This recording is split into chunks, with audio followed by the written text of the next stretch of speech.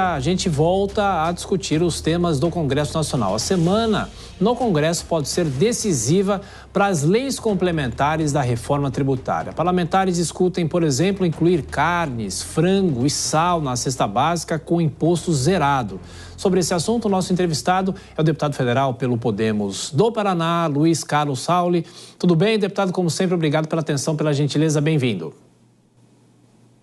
Boa noite, Thiago. Boa noite, Brasil. Muito obrigado pelo convite mais uma vez. Nós que agradecemos. Bom, deputado, a sua longa experiência nesse tema, reforma tributária, há anos acompanhando essa discussão no Congresso Nacional, eu pergunto, o senhor acha que há esse clima político para essa aprovação decisiva da reforma tributária, essas leis complementares, apesar de temas polêmicos como esse que a gente citou aqui no começo da nossa conversa? Sim. Essas questões são periféricas, né? A emenda constitucional 132 foi aprovada por mais de 400 votos, previa algumas exceções para aqueles itens que são essenciais, que estão na Constituição e que têm dever do Estado e direito do cidadão, como alimentação, transporte, medicamentos, educação e saúde e habitação. Então, esses itens estão sujeitos a terem alíquotas menores ou cashback. Então, o cashback ainda tem muita dúvida sobre ele, e eu não tenho. Estou convencido que a solução para o Brasil é devolver o dinheiro para as famílias de baixa renda, ou porque cashback é o apelido da devolução individualizada, personalizada do imposto no cartão, tipo cartão família. Então, o que nós temos hoje no Brasil, nesse novo modelo, é uma tributação de alguns itens com alíquotas menores.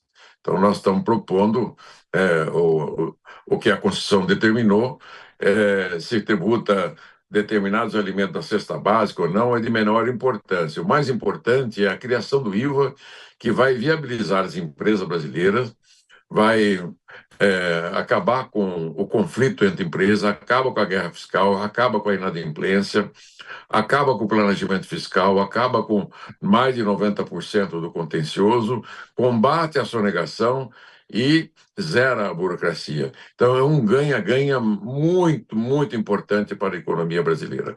Deputado, na sequência, as perguntas dos comentaristas. Dora Kramer. Dora. Boa noite, deputado. Fazendo Boa noite, alusão Dora. mais uma vez a essa sua experiência que o Thiago se referiu, eu não ouço falar na alíquota média. Isso não está em jogo? Tem uma pista de qual será essa alíquota média? Sim.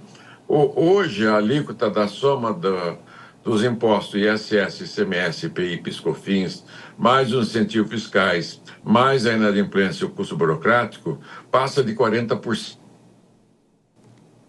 As famílias brasileiras estão pagando. Nós vamos ter uma alíquota modal de 25%, podendo chegar a 27%, dependendo dos itens que você vai reduzir. Digamos que a economia brasileira tenha 1 milhão de itens, que são de bens e serviços consumidos pela população. Se você reduz a alíquota de 100 mil itens, você tem que realocar essa alíquota para os 900 mil itens. Então, por quê? Porque o IVA é um imposto que deve ser incidir sobre todos os bens e serviços da economia para que ele fique uma alíquota menor para todos. Então, sendo uma alíquota de 25%, ou de 27% ou 28%, ela é 30% menor do que a alíquota hoje, que é paga pelo consumidor brasileiro. Eu tenho feito esses cálculos há décadas, acompanhado o desempenho do ISS, ICMS, IPI, PIS/COFINS, enfim, do sistema tributário brasileiro, estudado esse sistema com o resto do mundo. Então, o que nós estamos fazendo é dando um salto gigantesco para a modernidade, fazer o que nós deixamos de fazer nesses últimos 50 anos. E isso impediu o crescimento brasileiro. Não pode mais o Brasil manter esse modelo de guerra fiscal, de inadimplência, contencioso tributário, custo burocrático, elevadíssima sonegação, e isso pode acabar com tudo isso com a introdução do IVA, que é um imposto consagrado no mundo, em 174 países, né, recomendado pela OCDE e por todas as instituições internacionais. Deputado, agora a pergunta de Nelson Kobayashi. Deputado, boa noite. É um prazer falar com o senhor. Boa Deputado, noite. A gente tem visto uma discussão a respeito do tal imposto do pecado, né? Que é uma tributação a mais para alguns produtos que não seriam bons para a saúde ou para o meio ambiente. Como o senhor tem avaliado essa discussão aí no Congresso e qual a sua aposta para o prosseguimento desse debate?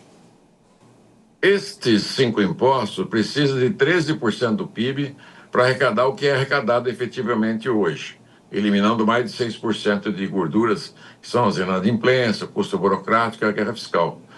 Dentro desses 13%, não haveria nenhuma necessidade de criar nenhum outro tributo a não ser o IVA.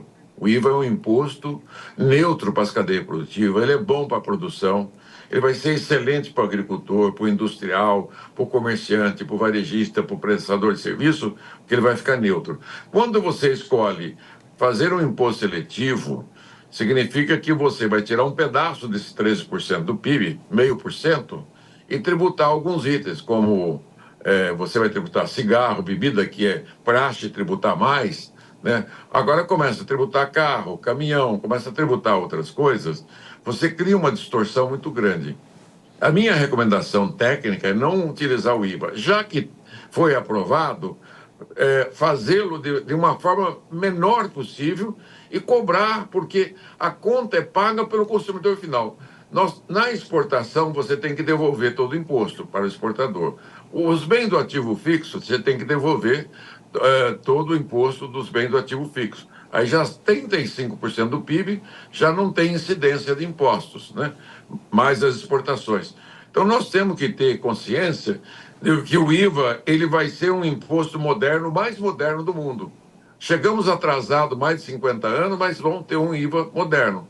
Então o seletivo tem que ser usado com muita moderação. Claro, tem que tributar mais cigarro, mais bebida. Aí você começa, mas puxa vida, começa a tributar outras coisas, começa a complicar, porque é o consumidor que paga, não é a empresa. A empresa não paga o imposto. Esse é o grande equívoco que tem no Brasil. Bom, deputado Luiz Carlos Sauli, a gente vai continuar acompanhando essa discussão no Congresso Nacional. Mais uma vez, agradeço ao senhor pela atenção, pela gentileza, voltaremos a nos falar. Grande abraço. Prazer grande. Boa noite, um grande abraço a vocês. Boa noite, até logo.